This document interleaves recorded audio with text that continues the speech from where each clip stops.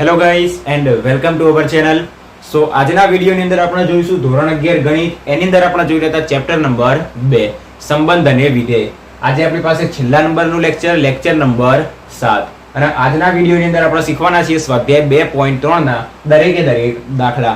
તો વિડીયોમાં અંત સુધી બને રહેજો. આખો જ સ્વાધ્યાય 2.3 તમને કમ્પ્લીટ આજના વિડીયોની અંદર શીખવા મળી જશે. તો આપણે સ્ટાર્ટ કરીએ. દાખલા નંબર 1 થી સ્ટાર્ટ કરીએ, જેની અંદર આપણને ત્રણ પ્રશ્નો પૂછેલા છે. આપણને ત્રણ સંબંધ આપેલા છે અને આપણને પૂછ્યું છે કે આપેલા સંબંધ વિધેય છે કે નહીં એ ચેક કરવાનું છે. અને જો વિધેય હોય તો એના માટે એનો પ્રદેશ અને વિસ્તાર શોધવાનો છે. તો સ્ટાર્ટ કરીએ. નંબર 1 માટે આપણી શોર્ટ ટ્રીકનો જ ઉપયોગ કરીશું, જે ઉદાહરણની અંદર શીખવાડ્યું હતું. દરેકે દરેકના પહેલા ઘટક જોઈ લેવાના. આ દરેકે દરેકના પહેલા નંબરના ઘટક અહીંયા 2, 5, 8, 11, 14 અને 17. કોઈ બી ઘટકનું પુનરાવર્તન થાય છે નથી થતું. અહીંયા 2 આપેલો છે, બીજે ક્યાંય 2 છે નથી. અહીંયા 5 આપેલો છે, બીજે ક્યાંય 5 છે નથી. અહીંયા 8 આપેલો છે, બીજે ક્યાંય 8 નથી. મતલબ દરેકે દરેકના પ્રથમ ઘટકનું ક્યાંય પુનરાવર્તન થતું નથી. મતલબ આપેલો સંબંધ વિધેય છે. તો લખી દઈશું કે આપેલો સંબંધ વિધેય છે. ઓકે. જો તમે મારા લેક્ચર ક્રમની અંદર જોતા હશો, આના પહેલા 6થું લેક્ચર, એના પહેલા 5મું લેક્ચર, એકના તમે લાઈનસર દરેકે દરેક લેક્ચર જોયા હશે તો તમે બહુ જ સરળતાથી દાખલા જાતે પણ ગણી શકશો. ઓકે. ખાલી અહીંયા આગળ કોઈ ડાઉટ હશે તો શીખવા આવ્યા છો, કાં તો કેવી રીતના મેથડથી દાખલા ગણાય છે એ તમે શીખવા જોવા આવ્યા છો. ઓકે. બાકી જે લોકો આગળથી દરેકે દરેક વિડીયો જોવે છે એ લોકોને આ દાખલા બહુ જ સરળતાથી ખબર પડી જશે. ઓકે. તો આપણે જોઈએ વિધેય છે. હવે એના માટે આપણે પ્રદેશ અને વિસ્તાર પણ શોધવાનો છે. તો પ્રદેશ મતલબ શું થશે? પ્રદેશ મતલબ દરેકના આગળના ઘટકો અને વિસ્તાર મતલબ દરેકના પાછળના ઘટકો. તો 2, 5, 8, 11, 14 અને 17 એ શું કહેવાય? ગણ એના ઘટકો. અને ગણ એના ઘટકો મતલબ આપણા કહેવાય પ્રદેશ. તો પ્રદેશની અંદર કઈ કઈ સંખ્યા આવશે? કે 2, 5, 8, 11, 14 અને 17. ડન. નેક્સ્ટ આપણે જોઈએ એના માટે વિસ્તાર. તો વિસ્તાર આપણને શું મળશે? આ બધી કિંમતો મૂકતા આપણને જે બી ની કિંમત મળે, એની જે પ્રતિબિંબ મળે એને આપણે શું કહીએ છીએ? વિસ્તાર. મતલબ દરેકે દરેકની પાછળની કિંમત 2, 1, 1, 1, 1, 1. સોરી, અહીંયા પણ એક જ છે. મતલબ એક જ એવું આપણને ઘટક આપેલો છે. દરેકની અંદર 1, 1, 1, 1, 1. પાછળનો ઘટક નહીં જોવાનો. જ્યારે આપણે એનો વિધેય સંબંધ છે કે નહીં એ ચકાસતા હોય તો માત્ર ને માત્ર આગળનો જ ઘટક જોવાનો. આગળના ઘટકનું પુનરાવર્તન થતું હોય તો વિધેય ના કહેવાય, અને પુનરાવર્તન ના થતું હોય તો વિધેય કહેવાશે. અહીંયા આગળ ચેક કરીએ. આપણને શું આપેલું છે? અહીંયા આગળ 2, 4, 6, 8, 10, 12, 14. મતલબ આગળ રહેલા એક પણ ઘટકનું પુનરાવર્તન થતું નથી. મતલબ આપેલો સંબંધ એ વિધેય છે. તો અહીંયા આપેલો સંબંધ વિધેય છે. ડન. તો આના માટે આપણે પહેલા પ્રદેશ શોધી દઈએ, પછી વિસ્તાર શોધીએ. તો પ્રદેશ મતલબ દરેકે દરેકના આગળના ઘટકો, વિસ્તાર મતલબ દરેકે દરેકના પાછળના ઘટકો. અહીંયા આગળ 1, 1, 1, 1 આપણને ઘણી બધી વખત આપ્યું હતું, પણ ગણની અંદર એક ઘટકનું બીજી વખત પુનરાવર્તન ના થાય તો માત્ર ને માત્ર શું આવશે? એનો વિસ્તાર 1 આવશે. ઓકે. તો અહીંયા આગળ આપણને મળશે 2, પછી 4, 6, 8, 10, 12 અને આ 14. તો આ મળી ગયો આપણને એનો પ્રદેશ. હવે વિસ્તાર શોધીએ. તો વિસ્તાર શું મળશે? તો કે દરેકે દરેકના પાછળના ઘટકો 1, 2, 3, 4, 5, 6, 7 સુધીના. તો 1 થી લઈને 7 સુધીના 6 અને 7 આ આપણને મળી ગયો એનો વિસ્તાર. હવે અહીંયા આગળ ખાસ ધ્યાન રાખો, આની અંદર ચેક કરો કે વિધેય છે કે નહીં. દરેકે દરેકના આગળના ઘટકો ચેક કરો. અહીંયા આગળ 1 રહેલો છે, અહીંયા પણ 1 છે. મતલબ આગળ રહેલા ઘટકનું બીજી વખત પુનરાવર્તન થઈ ગયું. બીજી વખત પુનરાવર્તન થઈ ગયું મતલબ આપેલો સંબંધ વિધેય નથી. તો ડાયરેક્ટ જ લખી દેવાનું કે આપેલો સંબંધ એ વિધેય નથી. હવે જો વિધેય જ ના હોય તો એના માટે પ્રદેશ અને વિસ્તાર શોધવાનો કોઈ મતલબ જ નહીં. જો વિધેય હોય તો જ પ્રદેશ અને વિસ્તાર શોધવાનો. જો વિધેય ના હોય તો પ્રદેશ અને વિસ્તાર શોધવાનો નહીં. ડન. તો આપણી પાસે આ વિધેય છે કે નહીં એ શોધવાની 2 રીત હતી. એક આપણે ગણ A અને ગણ B ની રીતથી શોધતા હતા, અને બીજી આપણી આ શોર્ટ રીત કે જેની અંદર દરેકે દરેકના આગળના ઘટકો જોઈ લેવાના. જો આગળના ઘટકોનું ક્યાંય પણ પુનરાવર્તન થતું હોય તો આપેલો સંબંધ વિધેય ના કહેવાય. પુનરાવર્તન થતું હોય તો, જેમ અહીંયા થાય છે. ઓકે. અહીંયા આગળ 2 છે અને એના માટે દરેકમાં આગળનો ઘટક જ જોવાનો. અહીંયા આગળ 2 છે તો આગળના ઘટકમાં 2 છે કે નહીં એ જ ચેક કરવાનું. પછી પાછળના ઘટકમાં 2 હોય તો એ જોવાનું નહીં. દરેકે દરેકનો આગળના ઘટકનું જ પુનરાવર્તન થાય છે કે નહીં એ ચેક કરીશું. તો ઉદાહરણ નંબર 1 દાખલા નંબર 1 આપણો અહીંયા પૂરો થઈ ગયો. આપણે દાખલા નંબર 2 સ્ટાર્ટ કરીએ. દાખલા નંબર 2 કે જેના પહેલા દાખલાની અંદર આપણને કીધું છે કે fx બરાબર માઇનસ અને mode of x. Mode of x મતલબ જેને મોડ્યુલસ કહેવાય, જેને માનાંક કહેવાય. એ આપણને વાસ્તવિક વિધેય આપેલું છે અને આ આપેલા વાસ્તવિક વિધેયના પ્રદેશ અને વિસ્તાર આપણને શોધવાના કીધેલા છે.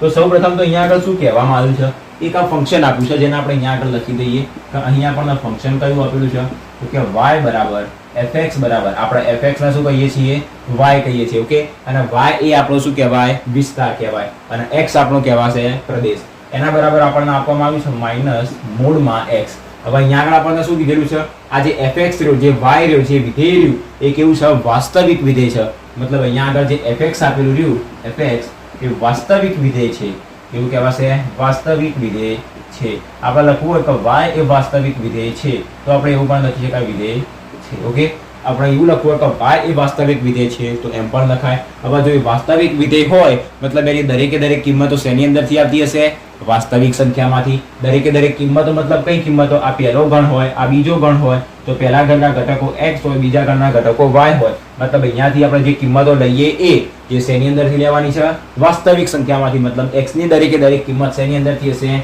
x r માંથી તો x belongs to r x મતલબ શું x મતલબ આપણો પ્રદેશ અને y મતલબ આપણો વિસ્તાર જો x r માંથી હોય અને પ્રદેશને પણ આપણે શું કહીએ છીએ x જ કહીએ છીએ મતલબ પ્રદેશ આપણો શેની અંદરથી હશે આખો r ની અંદરથી મતલબ વાસ્તવિક સંખ્યામાંથી જશે તો તેથી આપણને એનો પ્રદેશ મળી જશે તો પ્રદેશ બરાબર શું હશે દરેકે દરેક વાસ્તવિક સંખ્યાઓ હવે અહીંયા આગળ દરેકે દરેક વાસ્તવિક સંખ્યા મૂકતા આપણને y ની શું કિંમત મળે છે એ આપણે ચેક કરીએ અને y ની જે કિંમતો મળે એના આપણે શું કહીશું એનો વિસ્તાર કહીશું તો હવે આપણે જોઈએ એનો વિસ્તાર માટે આપણે શું શોધવું પડે y ની કિંમત હવે y ની કિંમત આપણી પાસે સૂત્ર આ રહ્યું એની અંદર આપણે કિંમતો મૂકવાની સ્ટાર્ટ કરીએ અહીંયા આગળ રફની અંદર સૌપ્રથમ શીખીએ આપણી પાસે y બરાબર શું આપેલું છે fx એના બરાબર આપણને આપ્યું છે માઇનસ ઓફ મોડ x એની અંદર બધી આપણને વાસ્તવિક સંખ્યા કીધી મતલબ એની અંદર 0 પણ આવી જાય ધન સંખ્યા પણ આવી જાય ઋણ સંખ્યા પણ આવી જાય તો 0 થી સ્ટાર્ટ કરીએ એની અંદર y બરાબર x ની જગ્યાએ 0 મૂકીએ તો માઇનસ મોડ ઓફ 0 મતલબ -0 જેને આપણે શું કહીએ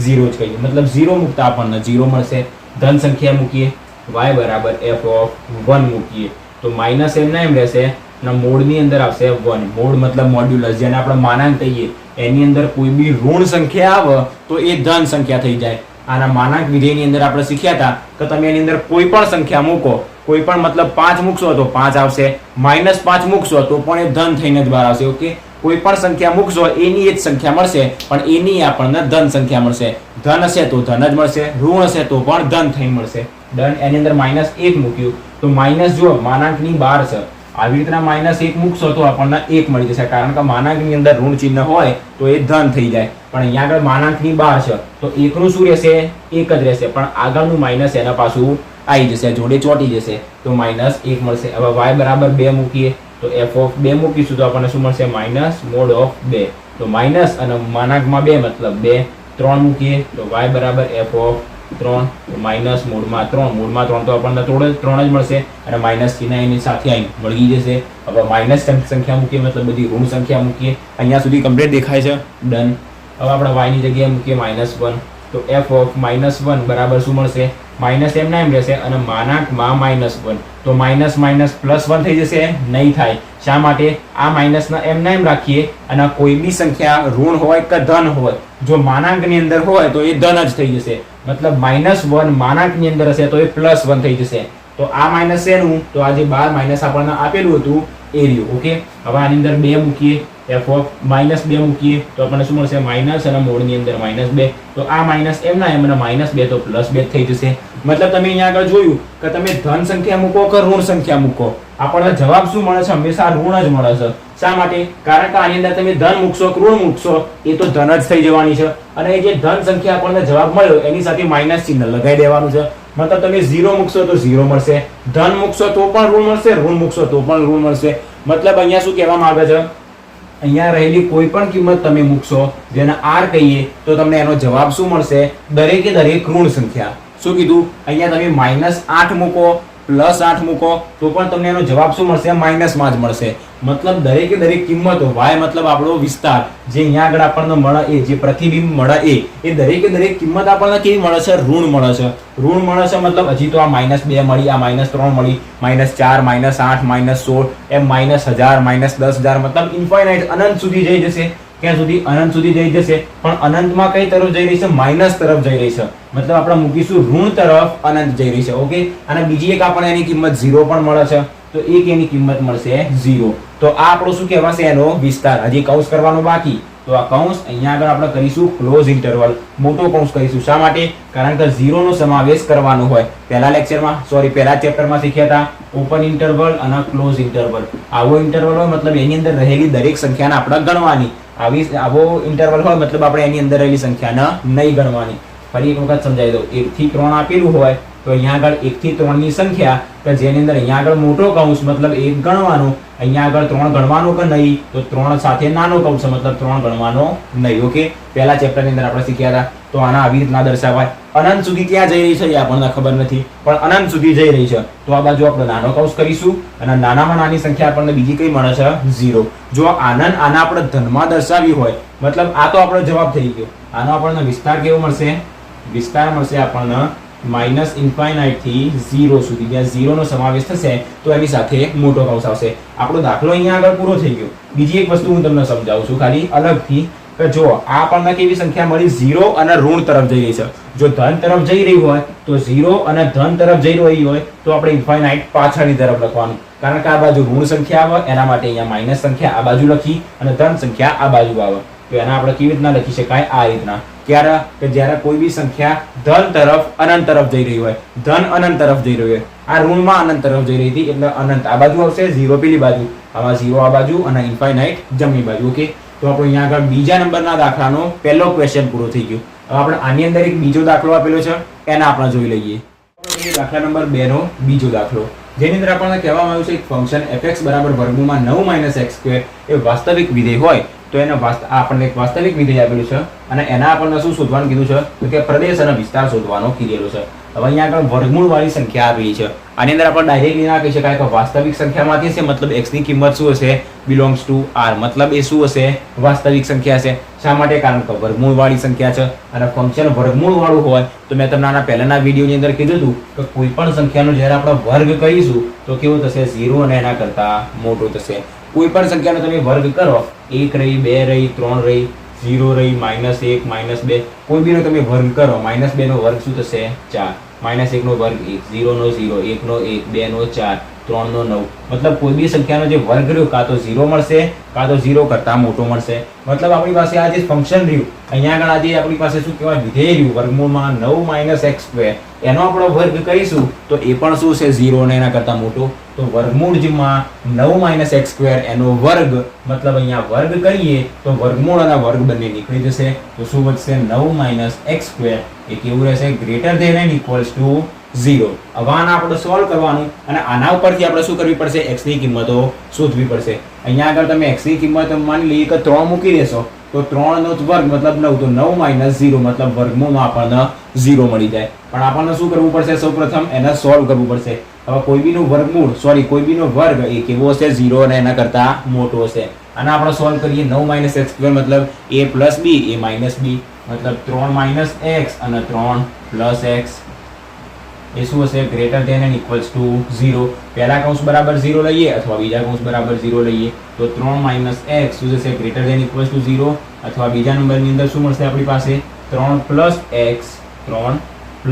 x બરાબર 0 ની જગ્યાએ અહીંયા શું આપ્યું છે? Greater than and equals to 0. તો એ લઈ લઈએ. તો અહીંયા આગળ આ 3 ને પેલી બાજુ લઈ જઈએ તો 3 ગ્રેટર ધેન ઇક્વલ્સ ટુ શું થશે? x. આ મળી ગઈ આપણને પહેલી કિંમત, મતલબ x ની કિંમત 3 અને એના કરતા નાની હશે. જ્યારે આ બાજુ શું મળશે? 3 greater than equals to -x. હવે એક કામ કરીએ, માઇનસ ને 3 બાજુ મોકલી દઈએ. જો ચિહ્નને બીજી બાજુ મોકલીશું તો ગ્રેટર ધેન નું લેસ ધેન થઈ જાય, લેસ ધેન નું ગ્રેટર ધેન થઈ જશે. તો અહીંયા greater than and equals to નું less than and equals to થઈ જશે. તો -3 less than and equals to x. તો આપણને x ની અહીંયા આગળ બે કિંમતો મળી ગઈ. કઈ કિંમતો મળી? એક તો x જે રહ્યો એ 3 અને એના કરતા મોટો હશે, 3 અને એના કરતા મોટો. અને અહીંયા આગળ x ની કિંમત કેવી મળી? -3 અને એના કરતા નાનો હશે. ઓકે, સોરી, અહીંયા ભૂલ થઈ ગઈ. આપણને શું કીધું છે? x ની કિંમત greater than and equals to 3 મતલબ 3 અને એના કરતા નાની હશે. 3 અને એના કરતા નાની. જ્યારે અહીંયા આગળ શું કીધું છે? -3 અને એના કરતા મોટી, એના કરતા મોટી. ઓકે, આને સમજવું પડશે. 3 અને 3 કરતા નાની અને બીજા નંબરમાં શું કીધું? -3 અને -3 કરતા મોટી. તો આ આપણને કિંમત આપેલી છે. તો આના ઉપરથી આપણે x ની કિંમત શોધવી હોય તો શું શોધી શકાય? અહીંયા સુધી કમ્પ્લીટ દેખાય છે? ડન. તો આના ઉપરથી આપણે x ની કિંમત શોધીએ તો શું મળશે? 3 અને એના કરતા નાની, -3 અને એના કરતા મોટી. તો તમે જાતે જ કહો, સંખ્યા રેખા દોરો અને એના ઉપરથી જાતે કહો કે સંખ્યા રેખા ઉપર એવી કઈ કિંમત છે? -3, આ 0 અને આ 3, -3 કરતા નાની, સોરી મોટી અને 3 કરતા નાની. મોટી સંખ્યા જમણી તરફ આવે તો -3 કરતા મોટી આ બાજુ આવશે. -4, -5 એ -3 કરતા નાની કહેવાશે. તો આપણને x ની કિંમત કેટલી મળશે? -3, -2, -1, 0, 1, 2 અને 3. આટલાથી લઈને આટલા સુધીની કિંમત મળશે. વચ્ચે less than and equals to અને greater than and equals to છે, મતલબ 3 અને 1 નો આપણે સમાવેશ કરી દઈશું. સોરી, 3 અને -3 નો સમાવેશ આપણે કરી દઈશું. તો આને આપણે લખવું હોય તો શું લખાશે? x ની કિંમત કેટલી હશે? તો સૌપ્રથમ x ની કિંમત હશે greater than and equals to 3 અને less than and equals to -3. મતલબ ઓકે, અહીંયા ઊંધું લખાઈ ગયું, અહીંયા આવશે -3. -3 એના કરતા નાની, એક જ મિનિટ, x ની કિંમત -3 અને એના કરતા નાની, જ્યારે અહીંયા આગળ આવશે 3 અને એના કરતા મોટી. -3 અને એના કરતા મોટી અને 3 કરતા નાની. હવે આ થઈ ગયું. ઓકે, સોરી, આને લખવામાં બહુ થઈ ગયું. -3 ને એના કરતા મોટી અને 3 અને એના કરતા નાની. તો આપણને લખવાની કિંમત મળશે x ની. હવે આપણે એના પ્રદેશ સ્વરૂપે લખવી હોય તો પ્રદેશમાં આપણે કેવી રીતે લખી શકાય કે પ્રદેશ બરાબર એની અંદર -3 થી લઈને 3 સુધીની અને બંનેમાં મોટો કૌંસ, કારણ કે -3 અને 3 નો સમાવેશ એની અંદર થઈ જશે. ઓકે, તો એને આપણે આવી રીતના લખવાની, એના પછી એનો પ્રદેશ લખવાનો અને હવે આવશે વિસ્તાર. વિસ્તાર મતલબ શું? તો કે x ની જે કિંમત મૂકતા y ની જે કિંમત મળે એ આપણું કહેવાશે વિસ્તાર. તો x ની કિંમત કઈ મળી આપણી પાસે? અહીંયા આગળ -3 થી લઈને +3 સુધીની દરેક સંખ્યાઓ. તો મૂકો આપણે આની અંદર. તો પ્રથમ રફ કામની અંદર મૂકીએ. આને fx ના આપણે ડાયરેક્ટ y જ કહી દઈએ. તો y બરાબર વર્ગમૂળમાં 9 માઇનસ, ચલો x2 ની કિંમત મૂકીએ. -3 થી લઈને 3 સુધીની કિંમત છે, જેની અંદર -2, -1, 0, 1, 2 આવી ગયા. ચલો -2 મૂકીએ. -2 મૂકીશું તો -2 નો સ્ક્વેર, તો શું થશે? વર્ગમૂળમાં 9 માઇનસ -2 નો સ્ક્વેર શું થશે? 4. તો 9 માંથી 4 જશે, મતલબ વર્ગમૂળમાં 5. વર્ગમૂળમાં 5 તમે કેલ્ક્યુલેટરમાં કરશો તો તમને શું મળશે? 2 પોઈન્ટ કોઈ જવાબ મળશે. 2 પોઈન્ટ પછી કંઈક મળશે. ઓકે, કારણ કે વર્ગમૂળમાં 4 એ આપણને 2 મળે તો વર્ગમૂળમાં 5 મતલબ 2 પોઈન્ટ કંઈક મળશે. હવે અહીંયા આગળ તમે 3 મૂકો. -2 ની જગ્યાએ -3 મૂકશો તો 9, અહીંયા 3 નો સ્ક્વેર થઈ જશે 9. તો 9 - 9 તમને મળશે 0. એના સિવાય હવે બીજી કિંમત મૂકો. -2 મૂકી દીધી. હવે મૂકીએ આપણે -1 મૂકીએ. તો અહીંયા -1 મૂકીશું તો આપણને શું મળશે? 1. 9 માંથી 1 જશે તો વર્ગમૂળમાં 8. વર્ગમૂળમાં 8 મતલબ 2 વર્ગમૂળમાં 2. 2 વર્ગમૂળમાં 2 મતલબ વર્ગમૂળમાં 2 ની કિંમત કેટલી થશે? તો કે 1.41. તો 2 એકા થશે 2.82. આની કિંમત આપણને 2.82 મળી. પેલાની કિંમત પણ કંઈક 2 પોઈન્ટમાં મળી હતી. હવે આપણે એની અંદર 0 મૂકીએ. અહીંયા 0 ઓલરેડી મૂકી દઈએ તો આપણને શું મળશે? 9 - 0 વર્ગમૂળમાં, મતલબ આપણને એની કિંમત શું મળશે? 3 મળશે. હવે આપણે શું મૂકીએ? 1 મૂકીએ. 1 મૂકીશું તો પણ આપણને એ જ મળવાનું છે. કઈ કિંમત મળશે? 2 વર્ગમૂળમાં 2. 2 મૂકીશું તો પણ આપણને શું મળશે? 9 - 4 મતલબ આપણને વર્ગમૂળમાં 5 મતલબ 2 પોઈન્ટ કઈ કિંમત મળશે. ફરી 3 મૂકીએ આપણે એની અંદર તો આપણને શું મળશે? એની કિંમત 0 મળશે. મતલબ હવે અહીંયા આગળ તમે ધ્યાનથી જુઓ, એની તમે અહીંયાથી લઈને અહીંયા સુધીની કોઈ પણ કિંમત મૂકશો તો તમને જવાબ શું મળી રહ્યો છે? એક 0 મળી રહ્યો છે, એક કાં તો આપણને 3 મળી રહ્યો છે, કાં તો 2 પોઈન્ટ મળી રહ્યો, કાં તો અહીંયા આગળ ફરીથી 2 પોઈન્ટમાં સમથિંગમાં મળી રહ્યો છે. મતલબ જવાબ જે રહ્યો એ 0, 2 પોઈન્ટમાં જ વચ્ચે જ હડાઈ રહ્યો છે. અને ઋણ નથી મળી રહ્યો, એ પણ તમે ધ્યાનથી જુઓ. ઋણ પણ નથી મળી રહ્યો. જેવો x હોય એના એ જ x માટે આપણે y ફાઇન્ડ કરવાનો. જે પ્રદેશ આપેલો હોય એ પ્રદેશ માટે જ આપણે શું શોધીએ? વિસ્તાર શોધીએ. અહીંયા રહેલો પ્રદેશ અને અહીંયા રહેલો વિસ્તાર. તો અહીંયા જે કિંમત હોય એના માટે જ આપણે શું કરીએ? એનો વિસ્તાર શોધીએ છીએ. તો અહીંયા આપણી પાસે આટલો પ્રદેશ રહ્યો તો એના માટે તમને વિસ્તાર શું મળી રહ્યો છે? ફરી એક વખત ધ્યાનથી સમજો. અહીંયા આગળ આપણને સૌપ્રથમ તો 0 મળ્યો, પછી આપણને 3 મળ્યો, એના પછી 2 પોઈન્ટ, મતલબ 2 પોઈન્ટ ગમે તે મળી જશે. 2.82 મળે, 2.45 મળે, 2.44 મળે, ગમે તે મળી શકે. મતલબ એની કિંમત 0 અને 3 ની વચ્ચે જ આવી રહી છે. કે 0 પણ આવી રહી છે અને 3 પણ આવી રહી છે, અને એ સિવાય એની વચ્ચે ની આવી રહી છે. તમે અહીંયા આગળ 1.1 મૂકશો તો એના માટે પણ તમને આ બંનેની વચ્ચેની જ કિંમત મળશે. ઓકે, કારણ કે અહીંયા આગળ વાસ્તવિક કીધી છે તો એની અંદર આપણે 1.1 મૂકી શકાય. ડન. તો આપણને બધી કિંમત 0, 3 અને એની વચ્ચેની જ મળી રહી છે. તમે અહીંયા આગળ જોઈ લીધું. પણ ઋણમાં પણ નથી મળી રહી, બધી જ ધનમાં મળી રહી છે. તો એનો આપણને વિસ્તાર શું મળે? તો એનો વિસ્તાર આપણને મળશે, એનો વિસ્તાર આપણને મળશે 0 થી 3 સુધીનો. ઓકે, અને એની વચ્ચેની દરેકે દરેક સંખ્યા અહીંયા આગળ આપણી પાસે આવી જશે. ઓકે, તો આ થઈ ગયો આપણી પાસે દાખલા નંબર 2 નો બીજા નંબરનો દાખલો. આની અંદર કોઈ ડાઉટ હોય તો કમેન્ટ કરજો. હવે આપણે જોઈએ દાખલા નંબર 3. એક વસ્તુ કે આની અંદર ખાસ ધ્યાન રાખજો, આ લખવામાં ભૂલ ના થઈ જાય. ઓકે, કારણ કે શું કહેવામાં આવ્યું હતું, x ની કિંમત 3 અને એના કરતા નાની, -3 અને એના કરતા મોટી, મતલબ વચ્ચે x રાખવાનું અને એના પછી શું થશે, -3 અને એના કરતા મોટી. -3 કરતા મોટી મતલબ -3 એના કરતા મોટી, વચ્ચે ઇક્વલ્સ ટુ હતું, અને 3 કરતા નાની મતલબ x ની કિંમત નાની હતી કોના કરતા, 3 કરતા, વચ્ચે ઇક્વલ્સ ટુ. ઓકે, આવી રીતના લખવાનું હતું. આપણને થોડી ભૂલ થતી હતી, ખાલી લખવાની અંદર આનું ધ્યાન રાખવાનું, ઉલટ સુલટ ના થઈ જાય. ઓકે, આપણે જોઈએ દાખલા નંબર 3. અને હવે આપણી પાસે જે દાખલા સ્ટાર્ટ થઈ રહ્યા છે બહુ જ સિમ્પલ અને બહુ જ સરળ, એટલે બહુ નાના દાખલા છે. આપણને એક ફંક્શન આપેલું છે, એક વિધેય આપેલું છે, અને એની અંદર f(0), f(7), f(-3) ખાલી x ની અંદર કિંમત મૂકીને સરવાળો બાદબાકી ગુણાકાર કરવાના છે, આપણને ડાયરેક્ટ જવાબ મળી જશે. એવા બહુ સરળ અને બહુ જ નાના દાખલા આપણને આપેલા છે. તો સ્ટાર્ટ કરીએ. દાખલા નંબર 3 ની અંદર 3 પ્રશ્નો આપેલા છે. શું કહેવામાં આવ્યું છે કે fx = 2x - 5, એના દ્વારા આપણને કીધેલું છે કે એનાથી એક ફંક્શન જે રહ્યું, આ વિધેય જે રહ્યું એ વ્યાખ્યાયિત છે. તો આપણને આ 3 કિંમત શોધવાની કીધેલી છે. તો પહેલી કિંમત માટે સ્ટાર્ટ કરી f(0). તો આની અંદર મૂકીએ f(0). ઓકે, તો f(0) મૂકીશું તો આપણને શું મળશે, f(0) બરાબર 2x એટલે કે 0 - 5 બરાબર 2 × 0 એટલે 0 - 5 બરાબર આપણને મળશે -5. બહુ જ સરળ છે. f મૂકીએ આની અંદર 7 બરાબર 2 કૌંસમાં 7 - 5 7 × 14 - 5 બરાબર મળી જશે 9. પછી આ f કેટલા કીધા છે, -3. તો 2 કૌંસમાં -3 - 5 3 થશે 6, પણ -6 - 5 મતલબ -11. બહુ જ સરળતાથી આપણા દાખલા અહીંયા આગળ શું થઈ ગયા, પૂરા થઈ ગયા. આ દાખલા નંબર 3 હતો. એવો ને એવો સેમ ટુ સેમ દાખલા નંબર 4 આપેલો છે, જેની અંદર આપણને શું કીધું છે, તાપમાન અંશમાં, ફેરનહીટમાં સૂત્ર આપી દીધેલું છે, અને t ની કિંમત આપી છે. સૂત્રની અંદર t ની કિંમત મૂકવાની અને આપણને શું લાવવાનો છે, સરવાળો બાદબાકી ગુણાકાર કરીને જવાબ લાવવાનો છે. જોઈએ આપણે દાખલા નંબર 4. જોઈએ દાખલા નંબર 4. એની અંદર આપણને શું કહેવામાં આવ્યું છે કે આપણને કીધું છે કે વિધેય t જે રહ્યું એ સેલ્સિયસમાં ઉષ્ણતામાન અને ફેરનહીટ ઉષ્ણતામાન વચ્ચે રૂપાંતરિત કરતું સૂત્ર છે. મતલબ આપણી પાસે જે આપણી પાસે જે તાપમાન હોય, તાપમાનમાં આપણી પાસે બે એકમ હોય, દરેકને ખબર છે. એક કહેવાશે ડિગ્રી સેલ્સિયસ અને એક કહેવાશે ફેરનહીટ. તો આપણને શું આપ્યું છે, સેલ્સિયસ અને ફેરનહીટ એના વચ્ચેનું રૂપાંતરિત કરતું સૂત્ર આપેલું છે. તો એની અંદર શું કીધું છે, જે c રહ્યો એની કિંમત બદલાતી જશે, તો આપણે t ની કિંમત શોધતા જવાનું છે. બહુ સરળ આપણને આપ્યું છે. પહેલા 3 માટે શું કીધું છે, t0, t28 અને t-10 એ શોધવાનું. ચોથા નંબરમાં શું કીધું છે કે t ની કિંમત ઓલરેડી 212 આપી દીધેલી છે. આ કિંમત tc ની કિંમત 212 આપી દીધેલી છે. તો c ની કિંમત આપણને શોધવાની કીધેલી છે. બહુ જ સિમ્પલ દાખલો છે. સ્ટાર્ટ કરીએ પહેલા નંબરના દાખલાથી. અહીંયા આગળ જોઈએ t0, તો મૂકીએ આની અંદર t0 બરાબર શું મળશે, 9. c ની કિંમત 0 મૂકીએ ભાગ્યા 5 પ્લસ 32, તો બરાબર t0 બરાબર શું મળશે આપણને, 9 નો તમે 0 નો કોઈ બી સાથે ગુણો એટલે 0, 9 × 0 એટલે 0 ભાગ્યા 5 આપણને 0 જ મળશે. તો 0 + 32 બરાબર આપણને શું મળી જશે, 32. નંબર જોઈએ 2. શું કીધેલું છે, t28 માટે 28 બરાબર શું મળશે, 9. c ની કિંમત મૂકીએ 28 ભાગ્યા 5 પ્લસ 32.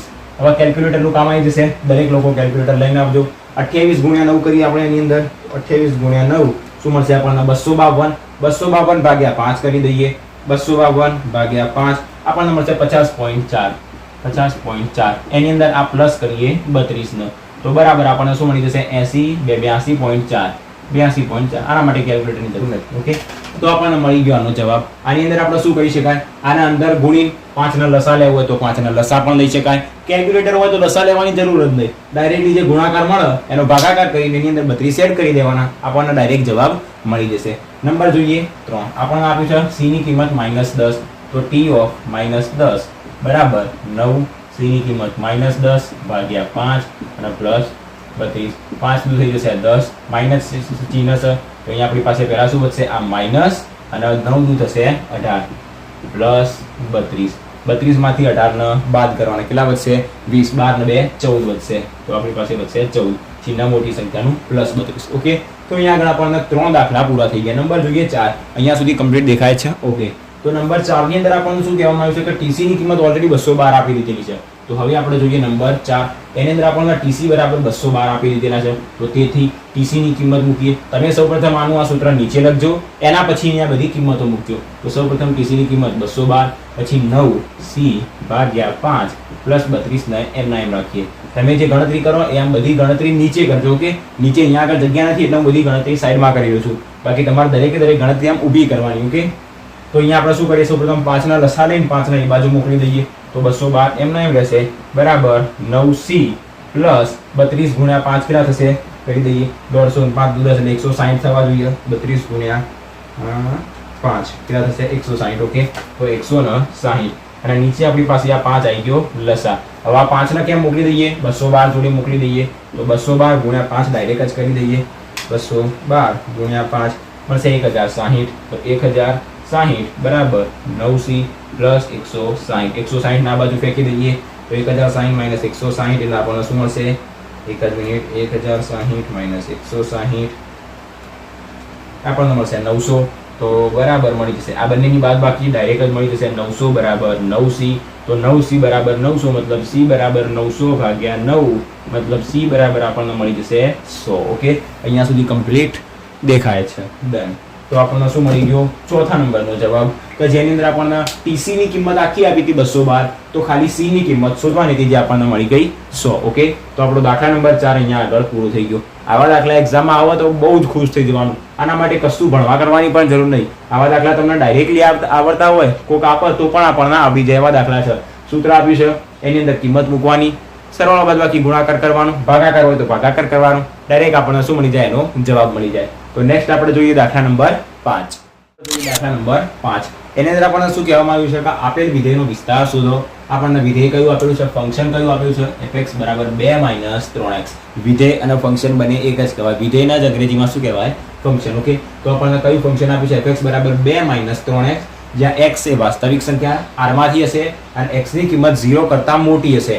શું કીધું, x એ r ની અંદરથી હશે. હવે r ની અંદર તો 0 આવી જાય, ઋણ ધન બધું આવી જાય, પણ પાછળથી એવું પણ કહી દીધું કે x એ 0 કરતા મોટી. 0 કરતા મોટી મતલબ બધી ધન સંખ્યા છે. હવે ધનની અંદર 1.1 1.2 પણ આવી જાય. શા માટે, કારણ કે બધી વાસ્તવિકમાં કીધી છે. ઓકે, તો સ્ટાર્ટ કરીએ. પહેલા જે આપેલું છે એને લખીએ અને એના પછી આપણે દાખલો કરીએ. તો સૌપ્રથમ અહીંયા આપણને શું આપવામાં આવ્યું છે, અહીંયા પણ આપણને એક ફંક્શન આપેલું છે. કયું, તો કે fx બરાબર 2x - 3x, જ્યાં x 0 r ની અંદરથી બિલોંગ કરે છે અને x ની કિંમત ગ્રેટર ધેન 0 છે. હવે યાદ કરો, કોઈ બી ફંક્શન હોય fx જેને આપણે શું લખીએ છીએ, y લખીએ છીએ. તો અહીંયા રહેલા ફંક્શન આપણે y લખી શકાય.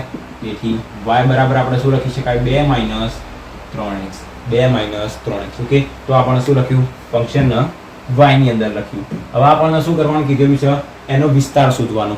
વિસ્તાર મતલબ શું, x ની કોઈ કિંમત મૂકતા y ની કોઈ કિંમત મળે. અહીંયા આપણને x ગ્રેટર ધેન 0 કીધું છે.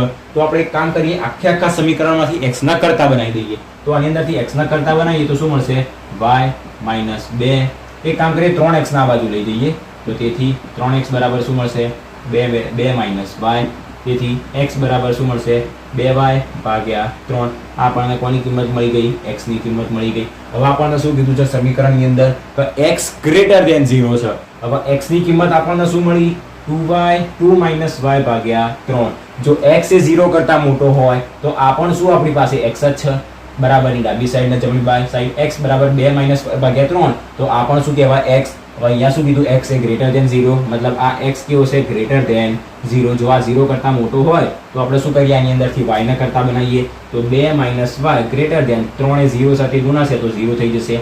તો 2 ગ્રેટર ધેન -y જમણી બાજુ જશે તો શું મળશે, પ્લસ y. તો આના ઉપરથી આપણને શું મળે, કે y જે રહ્યો એ લેસ ધેન 2 હશે. Okay, y less than 2. ઉલટું લખી દીધું, 2 ગ્રેટર ધેન y, એની જગ્યાએ y લેસ ધેન 2. અહીંયા સુધી કમ્પ્લીટ દેખાય છે. ઓકે, આટલા સુધી દેખાય છે. તો y લેસ ધેન 2 મતલબ y આપણો શું કહેવાય, વિસ્તાર. અને વિસ્તાર આપણને કેટલો મળ્યો, 2 એના કરતા નાનો. 2 નહીં, જો less than and equals to હોય તો આપણે 2 કહી શકાય, પણ અહીંયા આગળ શું કીધું, 2 કરતા નાનો. તો આનો આપણે જો વિસ્તાર લખવું હોય તો શું લખાશે, વિસ્તાર બરાબર 2 કરતા નાનો. 2 કરતા નાનો મતલબ 1 - 1 0 પણ આવી ગયો. 1 0 -1 ઋણ સુધી તો અનંત તરફ જવાની છે, મતલબ માઇનસ અનંત સુધી જશે. અને 2 ના સમાવેશ કરવાની કીધી નથી. તો આપણે કયો કૌંસ કરીશું, બંને બાજુ નાનો કૌંસ. જો 2 ના સમાવેશ કરવાની કીધી હોત તો આપણે કયો કૌંસ કરત, મોટો કૌંસ. પણ બેનો સમાવેશ નથી એટલે આપણે બંને બાજુ નાનો કૌંસ કરીશું. તો આ આપણને મળી ગયો એનો વિસ્તાર. શું કર્યું આપણે ફરી એક વખત સમજો. ફંક્શન આપેલું હતું એને લખ્યું, એની અંદરથી આપણે x ના કરતા બનાવ્યા, x ગ્રેટર ધેન 0 આપ્યું હતું તો જે એની કિંમત મળી એ પણ શું થશે ગ્રેટર ધેન 0 થશે. એની અંદરથી y ના કરતા બનાવ્યા તો આપણને ખબર પડી કે y એ લેસ ધેન 2 છે, મતલબ 2 કરતા નાનો. 2 કરતા નાનો મતલબ 1 0 -1 પછી -2 -3 અનંત સુધી ચાલ્યું જાય. ઋણમાં અનંત તરફ ચાલ્યું જાય તો ઋણમાં અનંત તરફ. અને બે લેવાના નતા, આપણને શું હતું લેસ ધેન 2 આપ્યા હતા, મતલબ 2 લેવાના નતા તો આપણે નાનો કૌંસ કર્યું, મતલબ 2 એની અંદર સમાવેશ હશે નહીં. તો આની અંદર રહેલો આ પહેલો દાખલો હતો. ઓકે, હવે નેક્સ્ટ આપણે જોઈએ પાંચમાની અંદર રહેલો બીજો દાખલો. ઓકે, આ પાંચમો હતો કે છઠ્ઠો હતો એક જ મિનિટ આપણે ચેક કરી દઈએ. આપણે સ્ટાર્ટ કરીએ આના પછીનો દાખલો. નંબર 2. પાંચમાની અંદર 2 દાખલા હતા, પહેલો આપણે જોઈ લીધો ને હવે આપણે જોઈએ બીજો દાખલો. આની અંદર આપણને શું કહેવામાં આવ્યું છે કે આપેલો વિધેય રહ્યો એનો વિસ્તાર શોધો અને વિધેય કયું આપ્યું છે fx = x² + 2. તો કીધું છે કે x વાસ્તવિક સંખ્યા છે. અચ્છા એવું જ કીધું છે fx = x² + 2 અને x એ વાસ્તવિક સંખ્યા છે, આવું આપણને કહેવામાં આવ્યું છે. અને આના માટે આપણે શું શોધવાનું છે એનો વિસ્તાર શોધવાનો છે. વિસ્તાર મતલબ y ની કિંમત. તો સૌપ્રથમ આપણું ધ્યાન જે આપેલું છે એના ઉપર જ જવું જોઈએ. તો અહીં આપણને શું આપવામાં આવેલું છે તો કે fx = x² + 2. હવે x એ કેવી છે વાસ્તવિક સંખ્યા, જ્યાં x વાસ્તવિક સંખ્યા છે. ઓકે, આ આપણને આપવામાં આવ્યું હતું. હવે fx ની જગ્યાએ આપણે y લખી શકાય, દરેકના ખબર છે. તો y બરાબર આપણે શું લખીએ x² + 2. આના પહેલાના દાખલામાં પણ જોયું હતું કે શું કરવાનું x ના કરતા બનાવવાનું. તો x² ના કરતા બનાવીશું તો બરાબર શું થશે +2 ને પેલી બાજુ મોકલી દઈએ તો y - 2. x ના કરતા બનાવીએ તો શું થશે વર્ગમૂળની અંદર y - 2. આપણને કોની કિંમત મળી ગઈ x ની કિંમત. અને હવે આપણે y ની કિંમત શોધવી હોય તો શું કરવું પડે? ફરી એક વખત નિયમ યાદ કરો. ઉદાહરણની અંદર પણ સમજાવ્યું હતું અને હમણાં થોડી વાર પહેલા પણ કીધું, કોઈ બીનો વર્ગ કરો તો એ 0 અને એના કરતા મોટો જશે.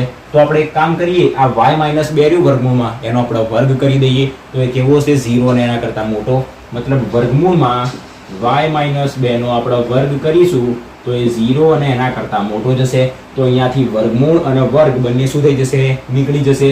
તો શું વધશે y - 2 greater than and equals to 0. આપણે શું લખવાનું અહીંયા આગળ તો કે જમણી બાજુ જે રહ્યો એનો આપણે શું લઈ લઈએ વર્ગ લેતા. તો y - 2 greater than and equals to 0 મળશે. -2 ને જમણી બાજુ મોકલી દઈએ તો y greater than and equals two 2. આપણને y ની કિંમત મળી ગઈ. y મતલબ આપણો વિસ્તાર. તો વિસ્તાર શું મળ્યું અહીંયા આગળ જે સંકેતમાં મળ્યું, જે સંખ્યામાં મળ્યું એ આપણે અહીંયા લખી દઈએ. y ની કિંમત મળી જો greater than and equals two મતલબ 2 પણ આવી જશે અને એના કરતા મોટી સંખ્યા 2 અને એના કરતા મોટી. એના કરતા મોટી આપણને શું કીધું x એ વાસ્તવિક સંખ્યા, મતલબ વાસ્તવિકમાં તો અનંત સુધી ચાલ્યું જાય. મતલબ આપણી પાસે રહેલો y કેવો હશે અનંત સુધી હશે.